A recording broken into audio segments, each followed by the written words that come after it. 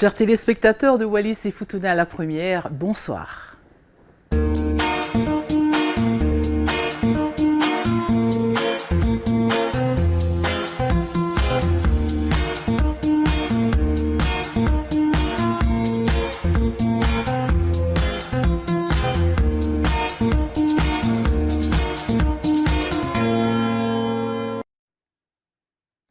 Si kainga ma matamai i televisio i te afiafine i kua whakapapatu malo i si kataki. Whakao si wahale wani e tōna whaipe i Karitonia e tō whakatahi pēr mo te utamai ani ko kalea filisika masei o wheiape ki te poto ani o Pelenato Fitialeata. Ia moana i kainga hako tō matamai ki hamatou whelawei tō i Futuna whakatahi pēr mo te tamani ko Apolosio titilaiki pēr mo te tamai ani ko Tufele Salatiele. Ma matamai. Kainga e mamatamai le aso nei, e whakapapatu malo la koto kataki, malo whokichi mo le anga tonu mai ki ro tatou nei e misio talanoa, ko te to'o atu ki renei whetu whou. I mua o le vai atu kainga, o ni whasinga konga la ko teu i ke tau kamata whawhalawe ki ai, e kau whia whakamanu i atu mua kia kotou, a le whetu whou le nei, ke manu i e whakatatau ki e tatou whu. Kai ki le nuanga o le neu lo whalawe kainga katou masau ai, ki le nei a le aso manu ia o Maria Timo Pendatita. Masani kol fetu furi e whakasoko ki le ana o lau o tautaina i loka i le moture nei o alofi, ka ki le noanga o fetu nei kainga, e koto tūmari me whai, e tau whatasiatu i le mala e le nei, e tuai a kapela le nei o sangata telesia, tupu tarie, i manatu o potwhari ki tu e somo kaumatua ono, ke whai mai mua e le nei fetu ki whenua lasi nei. Se tau masau tawhito kainga ki le mauinga o le mangiti le nei, e sālasi ai i le nei na solo, ale ufu. Ai e tau whainga mari kainga ke tau whatasiai, timo satiele, Tufele Salatiele. Malo fa ia lau kataki alo, pol vela fa ni aso. Malo polo. Ia al kataki mo le futula feri o ngao i o fatalong ola o tato i ni aso. Salatiele tu mai mo kola le ni wa manatu ke au mai mo le aso o le tataina o fa mai mo ki ono i fenua la sine. Malo polo. Polo ko whakakori na tō, el fono whakaono, el fono ri na tae o inga mo aso le ni o sangata penatita Maria Kilopa. Na whai whakaukau ai ale aliki timo kaumatua. Timo bakekeri aon. Kana whakamurmuri o maua le ne tonuanga. Ke whai aloni. Ies mafuri anga tiele. Kolona whasinga mafuri le nei na tupu elo na mafuri. Ke mau misa ai al kaunga ngae on. Mo le kaunga saki. Ono, ke mau misa ile nei ale as whakari ki reo sangata penati. Tai mitala ki te ko aso fulfuri e whai ki loka. Kai whakalongo ki malolo tini. Kol makeke, kol whenua e malolo e kako ki misa i loka. Ka kol kaunga ngā e timo kaumisaki e dino whai la te aloni. Pangalo tu tiele. Kata so ko tu tiele, matala ki te au makai nga mamatamai, kol aso le nei e lauai, le aso le nei e mau e le nei mangiti. Pati yono nei kol mangiti whakali ki ole ne whenuala, ale ufi. Ko le ne whai lon whakamaoki, ale nei e tana ki metai, e tau furi mai whai, o kina whai ki leuwhi. O matala mai mua, tia, o mangi tia ko i au le nei whenua. O polo ko i wai. E fifi homo kilo kuloto, iau tātanga masau e ke whai visiri kia. Kai e matala ki te au e whela kau whakamaoki e tako ko tangata ono, ko tangata whai u. O tuku re me tupu angala, na kau le slesi tina, o kau longo me lok tamana, si mol kau matua ria o ria potu na kau no foila kol mangiti nei kol i futuna nei kol mangiti ale ni kolo kono Tiele kol nei fai me ko tu ni ta sola amala pele ni katonga tana ki ila ko fasinga ufi fufuri e maua yono nei e mai furi ko to ki katonga la pe fai fasinga ufi ala fifiri ko to Apollo ko tanga masani e iai pelo na tukuri e tuku ngala e iai ale ufi ma ala Siai mo le ufi e pati kau matua lai ko le ufi vao. Ka kusto e whakalauta, kusto e whakaau i le ni lakangai. ko fe lo ala ufi pati ko ufi mala Anganga la, ko le lausi, le ufi ingo ko le lausi, malo. Ko le ufi ingo ko le lausi, ko le po, ko whasinga ufi na e ingo e kau matua la ko ufi maala ala. Ko lona tupuanga lau apol. Tai so ona futui. Ko le ale futui. Ko le futui, ko na i le ulvao, somoloa o toi mau i es fa ofi ko ia nga vai tatou nga o ia I whainga sangala tio mau ai ka ko la ke ofi ka pofu e tu e na as fa ofi se ufa ti somo lon somo ufi e ngo ai matou yono nei ko futui e toi whakairi mo ia Tēnā kol mangi tile nei fofoki puke kotou fe pe son temi murmuri kotou Apollo kon mauri o matou futuna nei e pati e tonu ke fiene ne a matou yono nei ta tonu ke pati matou kon ngato ngale nei o fenua e iai lona temi nga o e tonu ka pati ko talo e tofa e tenfu o fatus tusa o lari e fatus tusa ki ai ka pile ufilo kon vai ngai to e ngo yono nei ko tau mua ko tau nasi ko tau muri e iai mo tau ka kua putno ai le ni lakanga ta ko na ona tau e toru e whakaao ngā tawhito I lini lakanga. O tu, tau mua. E whakatustusa e matou, iono nei, ki ria le aso o matou ko sangata telesia, o ko toperi. Tau lasi. E whakatustusa ki le aso la, o sangata pelna tita Maria I loka le nilo. Le nei e mata koru ki ai le ni aso. Tikol tau muri. Na whakatustusa ma sanila, ta ko temi lo e ko temi onge. Kai, Koria ateka o te mila whelawe ilo le nā taula. Mo le aso o mātou iono nei ko tasi tau tapu. Ko whakamu koe ri e tonu kei tuku o tuo ki te koe. Tak whakamu aku ko le aso o sangata perna tita Maria e tonu kei soko ki le anari o lau. Kai a fuki e whakalongo tātaanga whakaukau. O matua tangata mo ariki o temi. Aria ku kapuai le aso ku soko le aso ale aso Maria pe na tita I sangata telesia nei loto kolo ion Sana ka ro bori fa fu ki aku kainga fi fa ok fa uf kainga ku ka to tu ke kotou le nei fa flave fa malo fa ke sa tiele u fele ile no ngalo tani Maria le nei fa flave ka kolena ase uruaki tala no kainga ke to fotaski ai fa ma va atu ai le nei fetu lua fe ka lua fa malo ke tamole vai ile to koi mai ki fa soko tu nga oi alo fa tu kainga ko te flave mai ila basa ka tu mai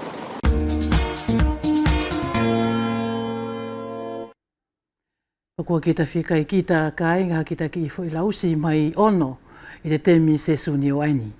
Ki te temi whelawe I lewa kainga tātou I te awhiawhinei tō whangono pēr mo mamata ki te whelawe I pēr mo kalea whilisika masei o whea pē ki te tamai aini ko Perenato Fitialeata. Mamata mai.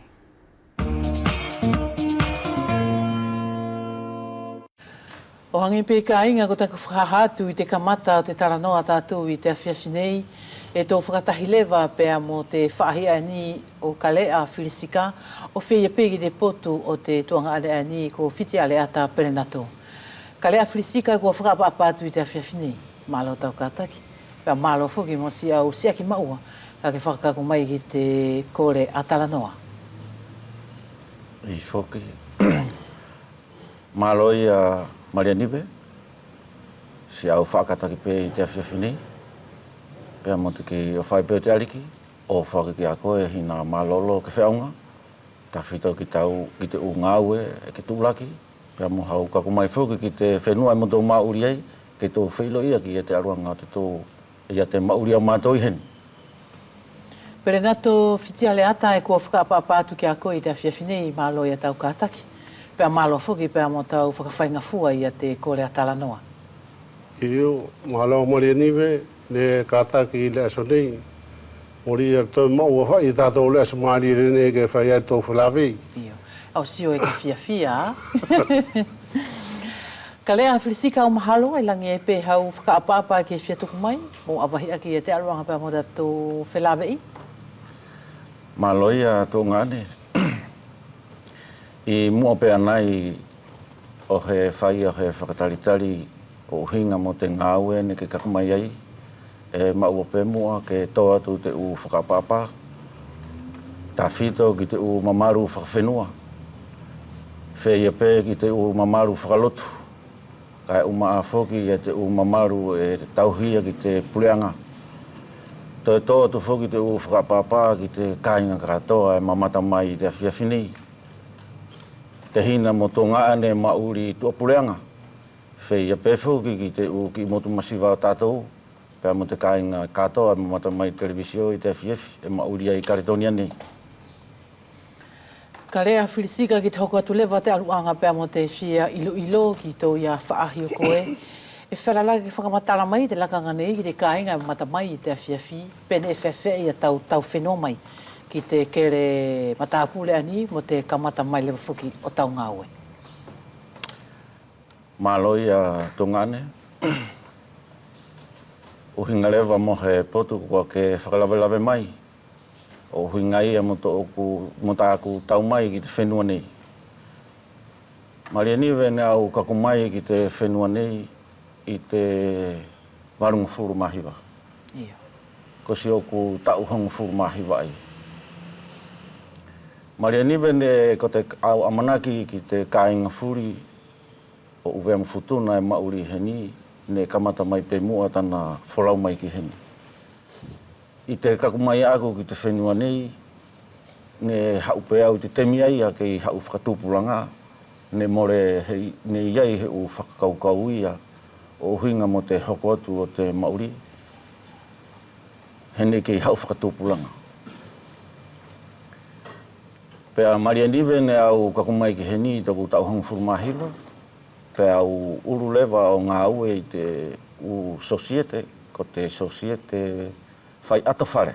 Iyo. E tō hingoa i te whakauwea ko te u whai ato whare. O ngā ue aia Maria niwe mai te warunga furumahiwa i te sosiete aia o kakumai ki te lua whenima. Ta u hong furumanima. Pea māpunu lewa i asi ki i sosiete aia ne au ngā ue ki ai. Pea Maria niwe, pea ko te maua whoki ke au whakakaukau i lewa te hoko atu o toku mauri, he kua mau lewa te ki te whinematua, pea kua mau te ki whanau. Ei whoki. Pea ke lorotonga i a taku ngāwe ai ai te sosiete ai ai a tau e honga furumaniwa, o kako mai lewa ki ai ko toku tau torunga furumanima. Kua mahino, kua katoa lewa te tangata, pea kua mau ia he u whakakaukau ke whiaunga. Pea lorotonga i te u tau ai a honga furumanima, ne kamata ako ai pē toku mauri. Ia toku mauri te ako o te ngāwe, whakahoahoa te u ngāwe, o tupu ai lewa te mau o he whakakaukau, pe e ala kau to'o ngā aue tokatahi. O kamata ai lewa Maria niwe ia taku hanga o teu ia ki kau ngā aue, ne kamata pe toko lua, toko toru. O kakumai lewa ki te ahonei Maria niwe, ko te tauhanga furuma nima lewa ia ani. Tau whaitaki tau ngā aue. Whaitaki taku ngā aue. O whewhe lewa i tōna whakaruaru? Ko tōna whakaruaru Maria niwe o taku ngā aue i te whenua nei,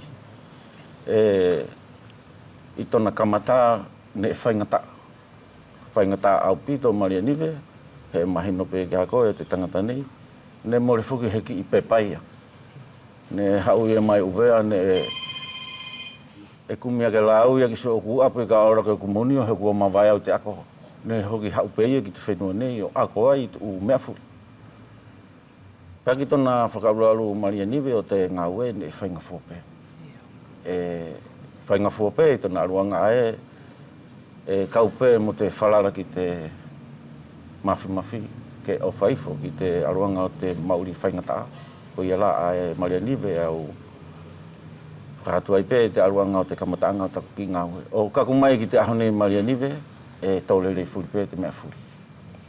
E whewhei tō whaahi o ko e perenato whiti ale ata, ne whewhei e tau kamata langa i ata au ia ngā ue he au longo whuki e tō e kaupe whuki pēr moko i te lahi o tau ngā ue ki whewhei taki heni? Mahalo Maria niwe, ko le poturia o kula na kau kakumai ki nume nei ne kau watupu ono. Ia. Tupuli e laku kakumai ki le nei, lako le fia mauri la whae. Tēnā au ki laksori e te kau liu atu kola, ese ngā au i mau ai au.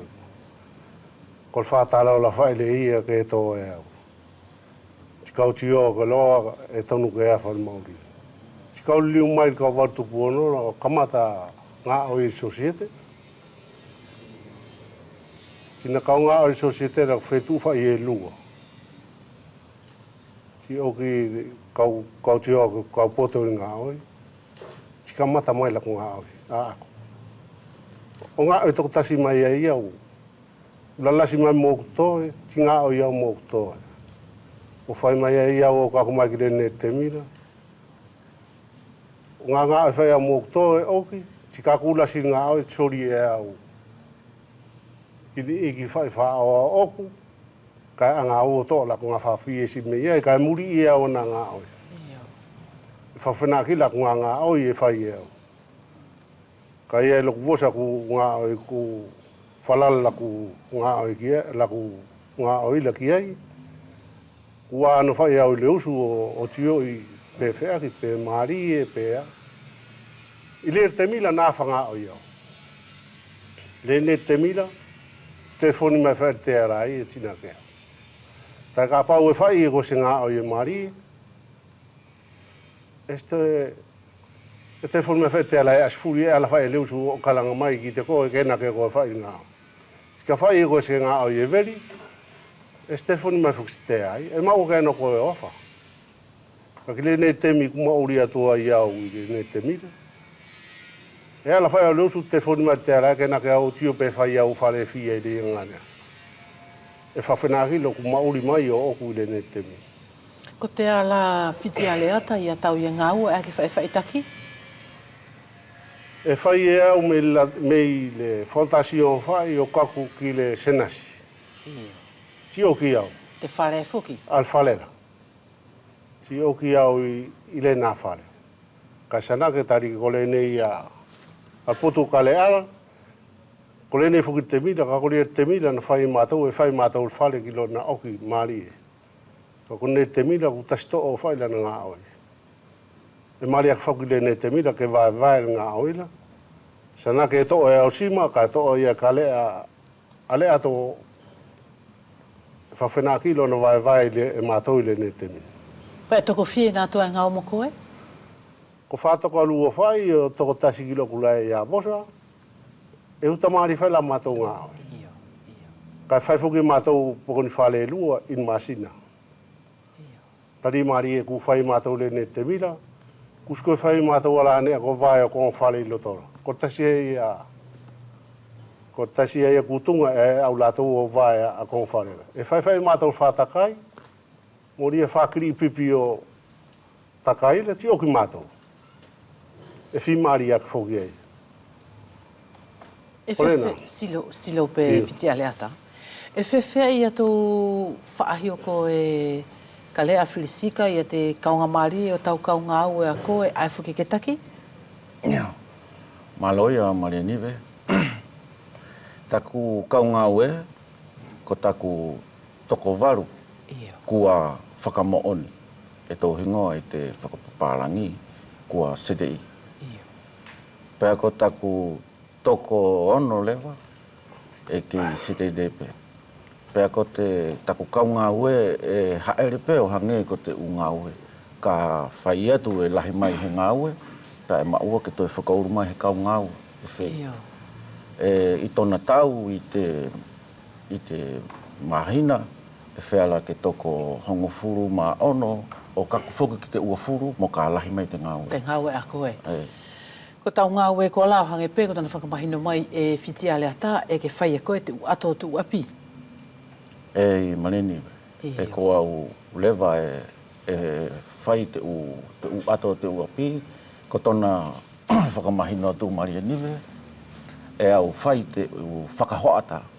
I tona whakapapalangi ko te shakpot, e au whakahoata, pe au whakahapai, pe au whakakaho, pe au siai lewa, pe hoki au ato lewa te tariawea ki ei, he i tu whahinga ato kehe. E tahe uwhare ato ki te tariawe, tahe uwhare ato ki te maka, e tahe uwhare e ato ki te akau. Ko te whaahi ai au ngāo ki ai ko te ato whare. Ko te u konga furi la e a silo pe ka le a Felisika, ani e ke whakahaha mai, ne ke ako pe fuki heni. Mare niwe ko te u ngāo e furi ai ne au ako pe furi heni. O hange pe ko tō potu o koe whiti a leata, te ngāo ani e ke tūlaki, ne ke ako furi pe i heni. Mare niwe, ko ia ai e. Ka pauna ke au whai me o oule, e ke whia ngāo e. Peri e whai ngāo i na whai e ko i o oule i lau lotori e ke mau saunea. Ali e na kaku whai whoki poto oku whlage ki poto Felisika. Pewhewhe lewa ka le a Felisika ia te whakaaru fuki o tau kau ngāwe, tana tō uri totongi, te ukonga furi aia, ko koe furi pē ke whakaaru te ukonga aia? A whia tari atu lewa Maria Nive o hinga mo te potu aia, te utotongi. E kamata mai pē mua ia te taku whakaaru taku kau ngāwe, mai te marae, e tō lau te whaparangi i Doletera, pēr mo whale, ko i te pilo, e kua pēna tokotahi pē. More hange ko i societe furi, e iai tana contratau, iai tana u supervisor. Ka ki tāku ki societe, e au whaipe au mai whale, ki te marae. O pe i tokotahi, e au teu i furi, e te u konga furi, pēr e more kohe mea whoki e whainga fua. He ko tana luanga e tonu ke teu i a te u ngāwe,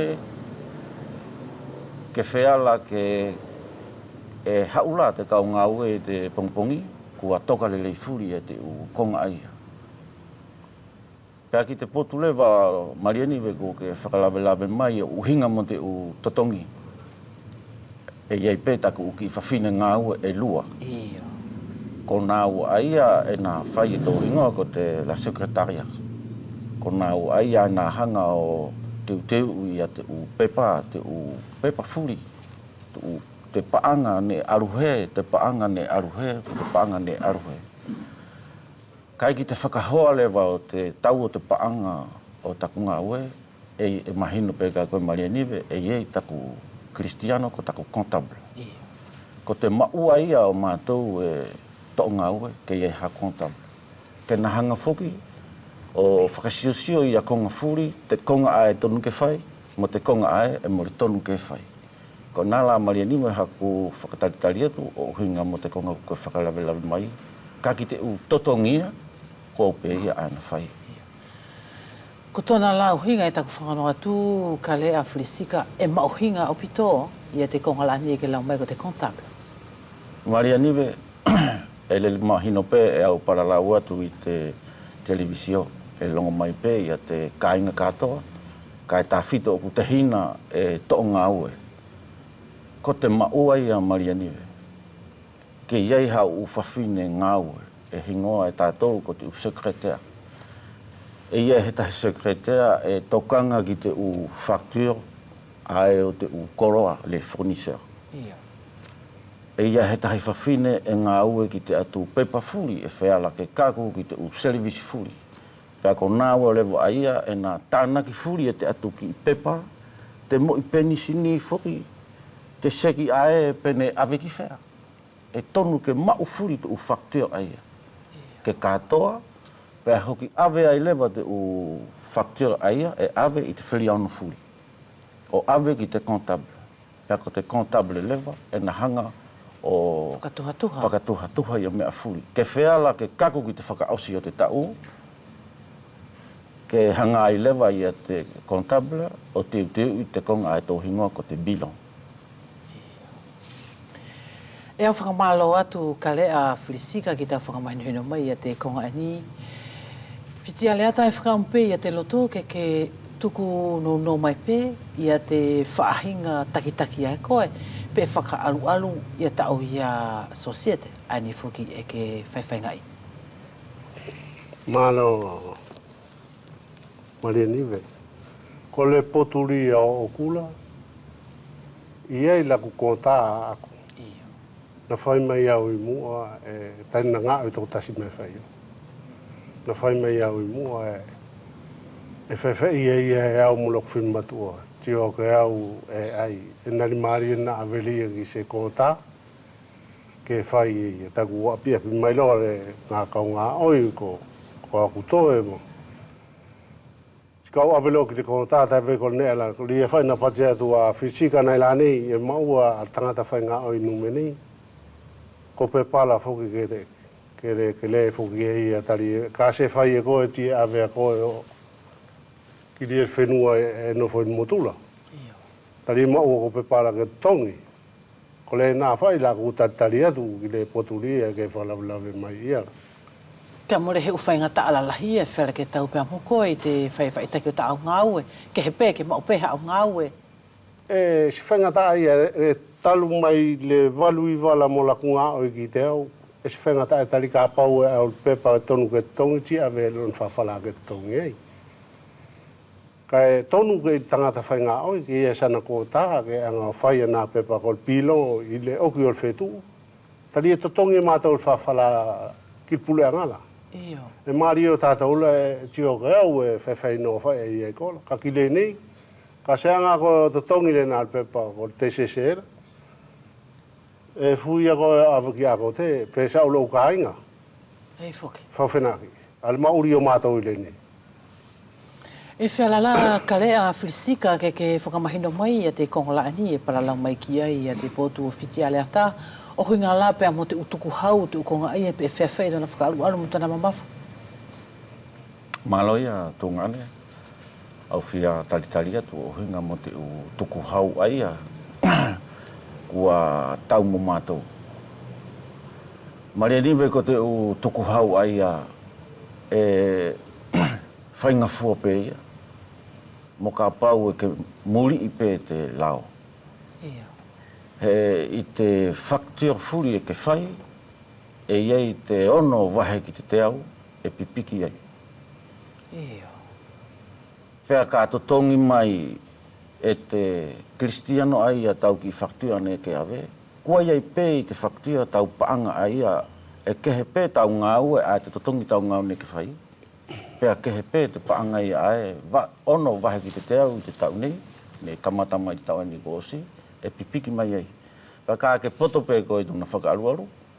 Ke to'o mai te ono wahe ki te au ai a o tuku kehe ke hoko ki te heko te mea ai e ko te TGC e ke totongi I te trimestre sawhiria ko te umahina e toru pē osi pē ke tonu ke totongi. Kā ke tauhilele I pē koe ia te tuku hau ai a e lelei pē ia. Ka e Maria niwe au paralau atu he ko te narua ngai ko tātou uvea e toi kau e pe whukilamo.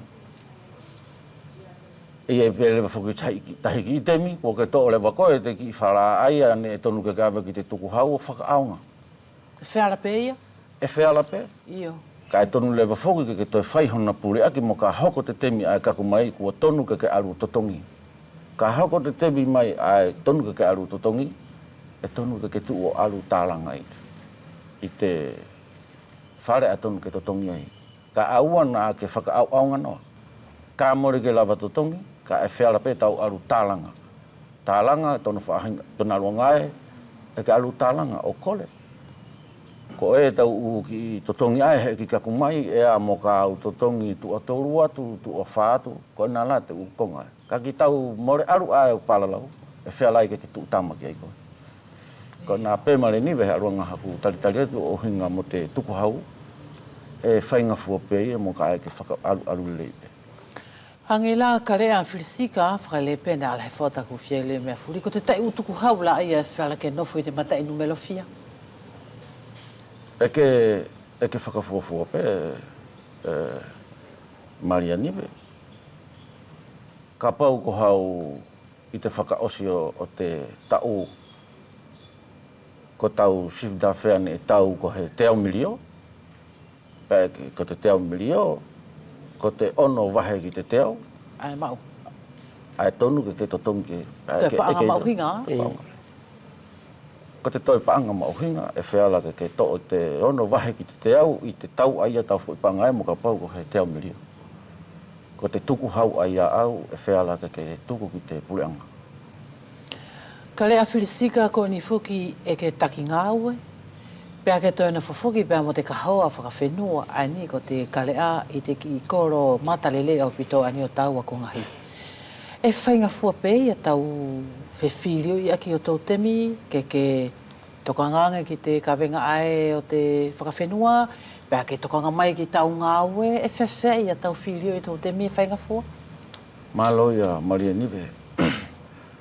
O hinga lewa mo te potu kua ta kakuki ai o hinga mo te angai whenua. Maria Nive e whainga fua furi pē te mea furi. Mo ka e ke loto lele. Ia. He ko konga furi ai a ka nofo ia ko e Maria Nive ia te whakaapa-apa. Ka e tā whito te ofa.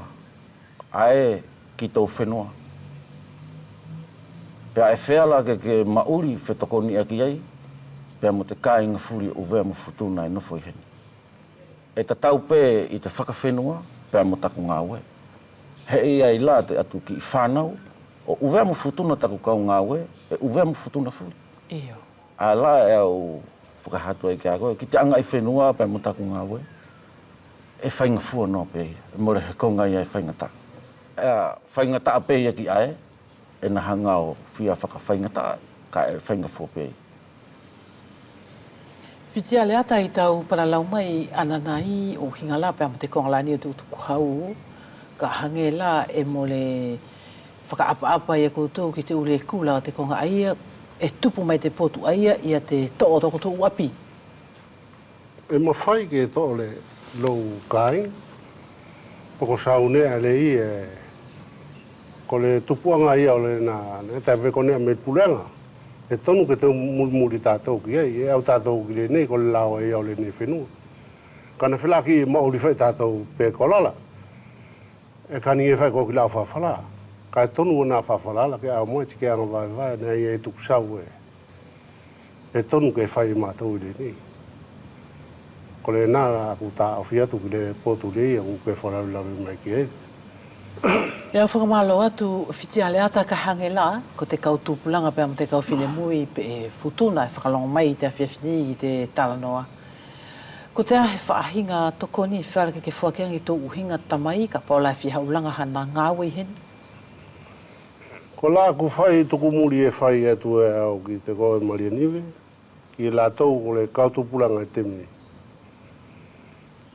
Ko le ngā o I e nā I whenua nei tala kua au ki whenua nei ku se malolo au se aso kau malolo au pa ka ku longlongo ke au ku I ku ngā masaki ku au si kau malolo. Ka ki le nā o ngā o I nume nei. Tā ko tātou la e ku kau tio whai fuki televisio la e natu lātou o pase o loto pe patina whai takano I kola. O ia ko le au ki lātou au lātou ki le nei na tūna whai ngā au I le nei. Ka ori e whai kaswhi ngā au, si malolo whai e whale. Ko le nā whai lā kotoku muri ki lātou, e tapuke ngā au I whenua nei. Tai masalo o ko whenua le nei, ka nā se nofo tātou wea mwhutuna le nei, se langa le nei whenua. Ko le kautonga au le nei e nofo inume nei, talu me le aso na tonga au I mai au. Una toko la kule ta furi whai lātou e ke mai leia ko le uvea po ko futuna. I ngā simana. Kai ia ta se potu ka ko le atu I te koe I uinga mo lātou e anga mai I televisio. Ia I ke kaupatau te I le nei temila I le nei. Ka natu whastea I o pati atu. E whai e ko ngā whare le I e kri le ngā whawhala. Kusko e whai ri ane a ko le I whawhalani la ko tewi. Ti I o aia. Kai loto au e kole atu au ki kaupatau te furi e na whai numeni. Ko tau an ka pau e se mahalama lia ki whai o lan tewi. Ano ki se papalangi. Ko ne no lau sori e skau furu afe maal papalangi la. Ka ke kani e ki tunga miri o lei. Ko le nā whai la kole atu e whai e au. Iyo, kia lātou Kia lātou ala e. Ai to ngau. E to ngā oi. Ta koe whenua le nei, ko ua whain futuna langa i e whaiwhalela. E se tio te whoki ko i e skaunga au i uri po skaunga au i tea.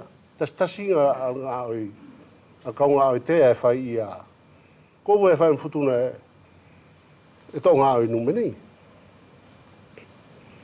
E ke whakamooni ka lea whirisika ki te konga ani e paralau mai ki ai a whitiale ata a ko vea mawhutuna ne nā langa i a te uwhare lalahi o te whenua ani? Eo, maloia Maria Nive. Ko ni kua whakamataratu e te tupulanga ani, kai au amanaki e more nai whuke nai haaku to e tari atu ki ai. He ko te tamai ani ne e mua mai ki te whenua nei. Kai ko tāku pē ki whakataritari atu na au laka halawhau lewa. He ko te motou nofo i ni mea nei e lahi te u. Te hina mo te u tamai ne mua atu ne urua ki to ngau e nā tau i au. Ai mo le whiala lewa ka u laka whia atu te konga ai. Ko i ai maua pē ka u whakapa au ki te u tufunga furi o vea mo futuna e nofo i heni. E au whakamalo atu ka lea whirisika. Ko ni fuki te whenua ani ko koroa mai o langa mauri ai, mo kumi mauri ai. I te whaahinga whaiwhaitaki o tātou anga e whenua. E kua lau fuki ko te hangelai whakanofo ia he ariki pulekolo. Hange ko koe ka lea. E kua whaia te whaahinga whaifo o ko te votei o te upulekolo. Ko te ai a tau whakasiosio a koe ki te kongai. Ia. Maloia Maria Nive. Kau whia taritari atu lewa o hinga mo te kongai a ko ke whakalawe mai. Maria Nive e au palalau atu pē au ki to tāki fo i koro i angahi. Mora au whia laka whia atu lewa ki te tahi o koro. E au te pē mua to tāki api. O hange la ko toku whakanofo. Lelei pē he ko ni e au palalau atu i te televisio ke long ki ai te kain kato. Ko te whakanofo o kune e whiri au. Hange ko te u whiri whakamahani mai e te tau anga i whenua. Aene e tau mauria ke tau mahani ki ai. E tānaki te koro. Pea lea te matua mo te matua. Pea whiri he tangata. E whalala ki ai te koro, kena hoko atu te unga ue. A mātou e mauri New Caledonia nei, ke iai he pule kolo, kena whakafofonga ia he ariki hange la e nofo i uvea. Ke hoko ia he unga ue i ata tauki i motu masiwa, ka e wheala ke tokoni atu ki ai, o hinga mo te unga ue hoko ai. Whea pē mo te taupau o te anga i whenua i ni mea nei. Ka e au amanaki ki te potu ae, ke whakalawe mai ki ai ae ko te vote, e more au amanaki au ki tō kako ki ai. Ko te vote, e tō mahani pē, ko te vote a te kaupa pārangi. Ko te anga i whenua e te kaupa pārangi. E tuha te konga ia e ko te vote, mo te portike. E tō whiri pe ko ai, ai aru o he ka mai he, pe ko ai ai perista.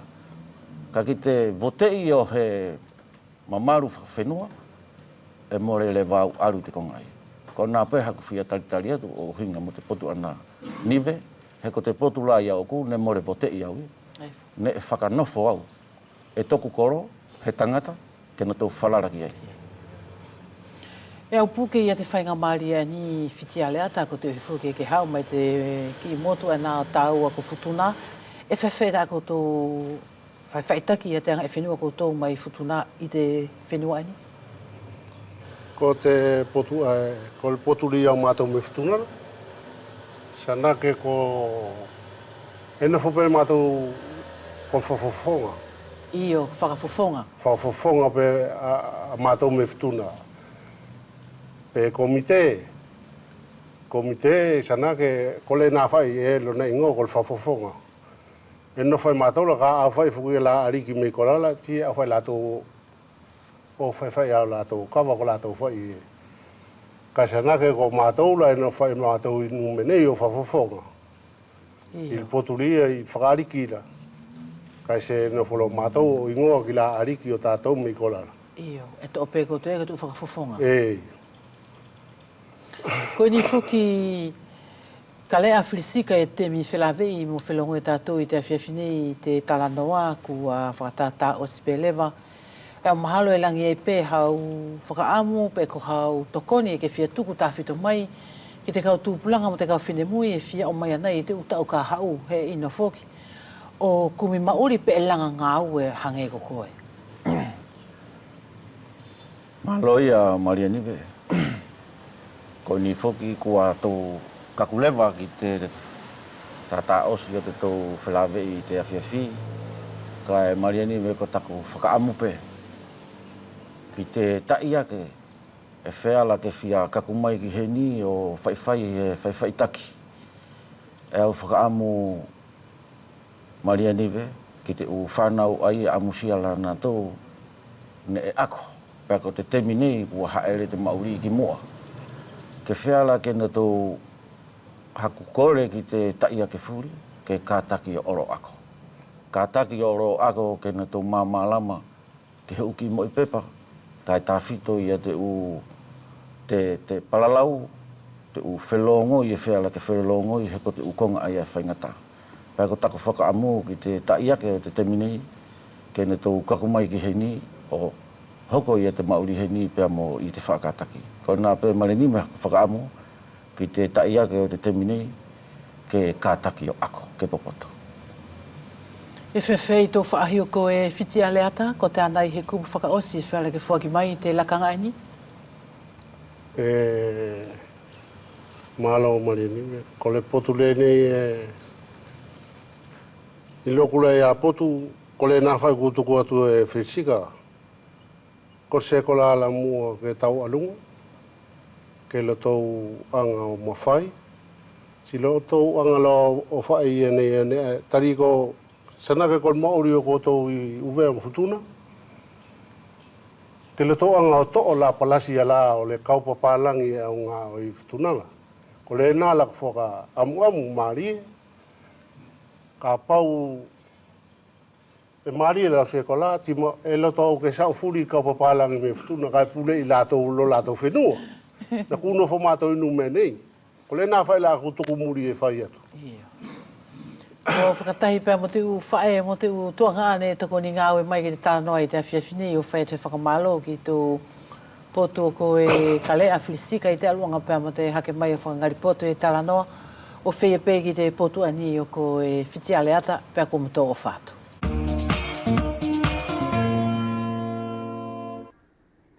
Pea ko tō whuki mai le wakai, ngā mai te whaie uwea mo whtuna o hanga tonu o ski whtuna. Ko te whaiva mako, te awhiawhiani, ko te tauluafe ma ono, whakatahi pea mo te whuimea ani o te sauwhekai.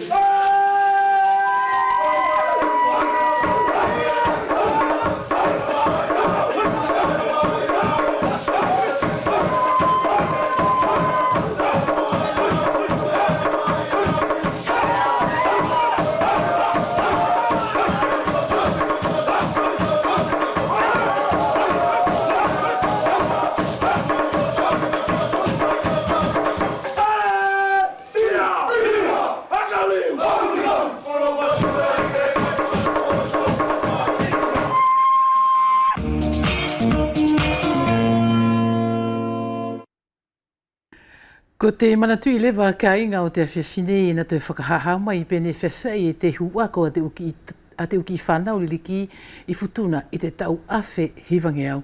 Hivang Furumalua.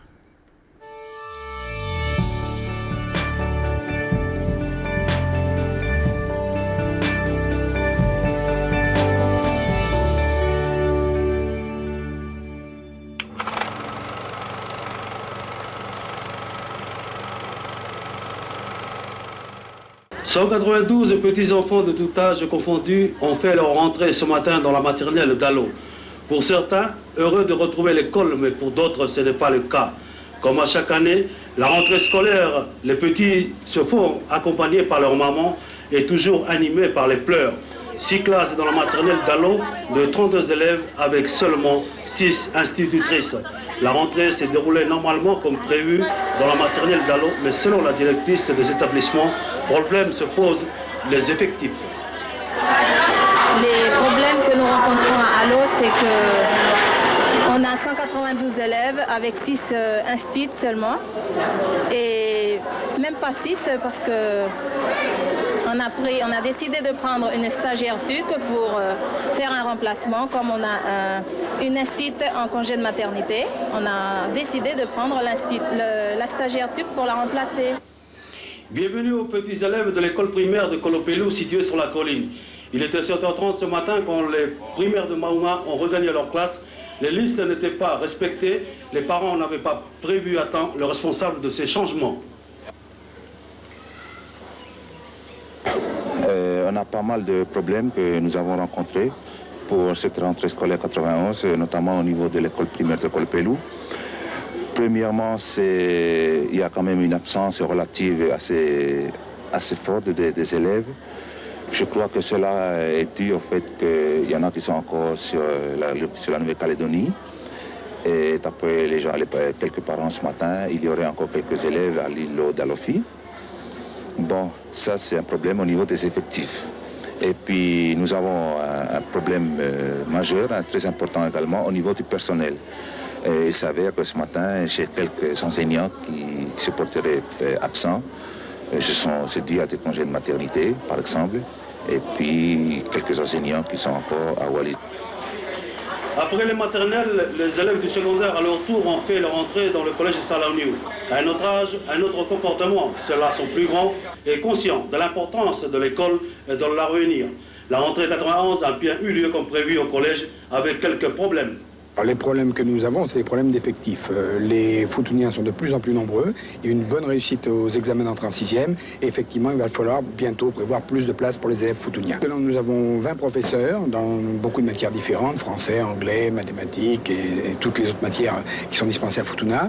Et nous avons actuellement 320 élèves au collège de Futuna. Nous avons 2 classes, une CETA1 et une CETA2, de 17 élèves chacun. Ces effectifs sont dus en grande partie au nombre des machines et à l'utilisation des machines qui nous oblige à restreindre le nombre d'élèves. Les élèves du CETA de deuxième année n'ont pas perdu la notion technique de tout ce qu'ils ont appris l'année passée. 17 élèves CETA de première année, idem pour la deuxième année avec 2 professeurs. Ces élèves partiront l'année prochaine sur Nouméa si tout marche bien pour suivre leurs études.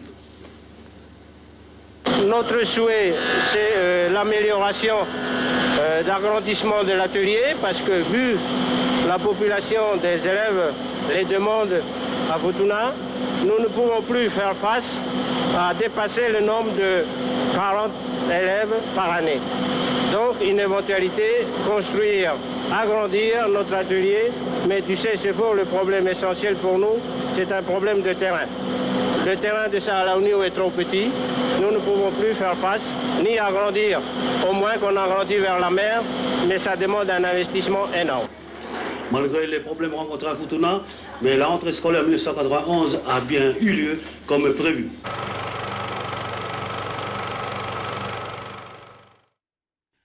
O hange pē ko te whiria ono furi ka inga I te whakaosi wahaa e tō whakatahi lewa pēr mo te tāhina ani ko Soana Tufere ki te uki I longo no te whakaosi wahaa. Soana malo tau kātaki. Malo maleniwe tau e kātaki. E ke lele pē? Lele pē. Ko mai te whakaosi wahaa. E mo tō whakalangotu ki te uki longo no te whakaosi wahaa ani. Whakapapatu ka inga malo takuto kātaki ki he unongo ia mātātou ki te whakaosi wahaa ani. E whakamanatua tu I heni ke koutou e kau te whangona tapu ani ka awe ki Haamoa te mahina Augusto o te tau ani ke koutou manatu I o kātakian ki ta koutou whono mauhinga e whaene te hola fitu a whiawhi anai I lano. E whakamanatua tu ke koutou ka inga lotu te palokia ani o mua ia te uhola whetongi o te umisa o te Dominikau ka matatu I te tapu ani. E misa anai te Eklesio Sangat Joseph Fuiroto mua I te hola ono uhu pea misa I funga o vea I te hola fitu vailua. Pea ko te ahatapu ani hoko atua I te uakonaki o te temi kua tala sesima. E whaena te akonaki te Eklesia ani o Sangat Joseph te ahatapu ka matatu I te hola toru hiri hoata whakatahi mo tia kono Alexi Lele Vai. Pea ko te ahatapu ahu furu malua hoko atua I ki funga o vea whakatahi pa mapateri pe te leo whalavaki. E whakaawhea tu I ko tamai mo whaai o te uwhanau ako te kolisio ani o lano alowhiwai ki ta koutou whono whakatahi pa mo te pilotaki o te mau whanau I te ahotapu te temi o te hola hiwato tonu I te kolisio pe.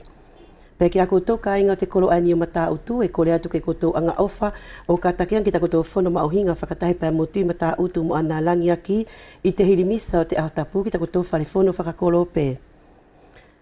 Moeaki a pongpongi e hoko atua ia te akotohitapu o kakuanai ki te moeaki a hofao a periri a te Eklesia ani Adventiste fitu aho. Pe e whai pea nai I te api ani vai mohi I whalaleu. Pe tō whakaosile wakainga ki te longo ani e ria tuana te retere te vai vai I te waha ani ka hau ka matatu te whiria tolu mai hihifo I te hola walu uhu hoko mai ki haha ke te hola hiwa vailu o te whiria tolu aia.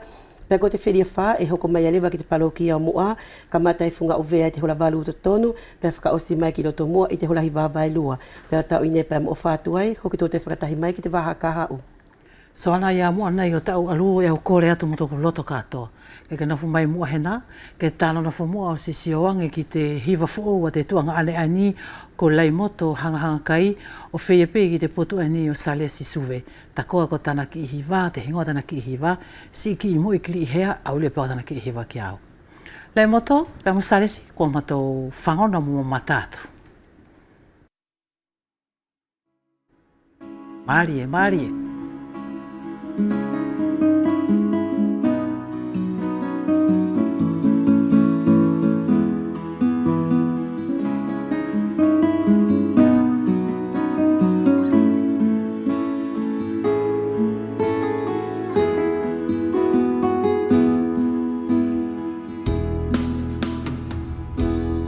Isi kakal mangoni hoha au toku kele Mole au fi isi ona viki hiva iha ele Si ona aele e tau molave I toku ate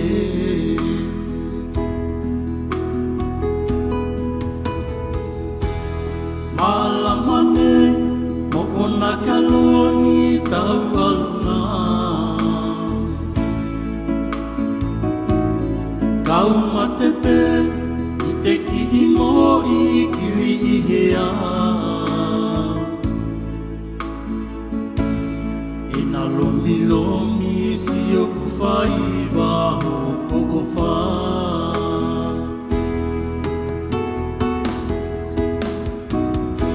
Wanoa te manatu, mo kata pala pala lau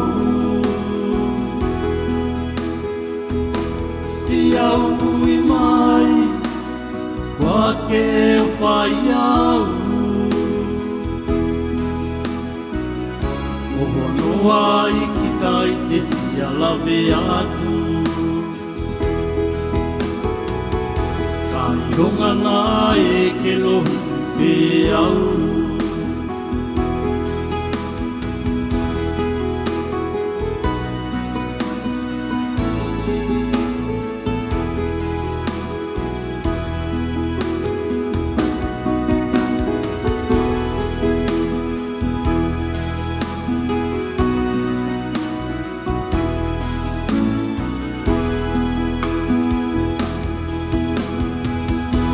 Hanoa te manatu Mo kata pala pala lau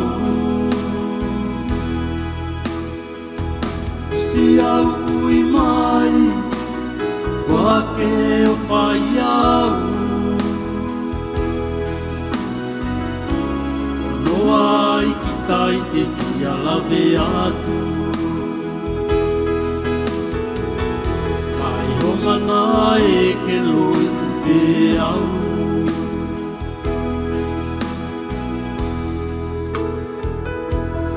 Wau fiu pe I tona te ke I mo whakangalo I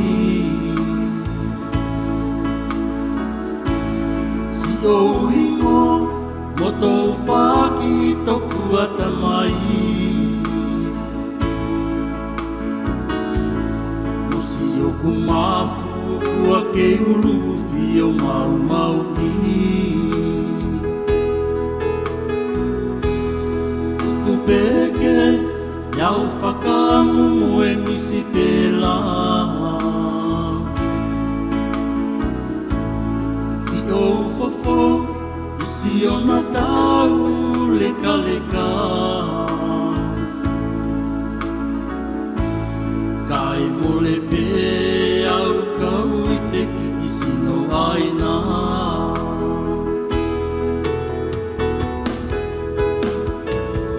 O wanoa te manatu O kata pala pala lau Si au I mai Kwa ke o whai au Noa I ki tai te fia lawe atu Kai hongana e ke lohi te au Kai hongana e ke lohi te au Allah, ya ke mana tu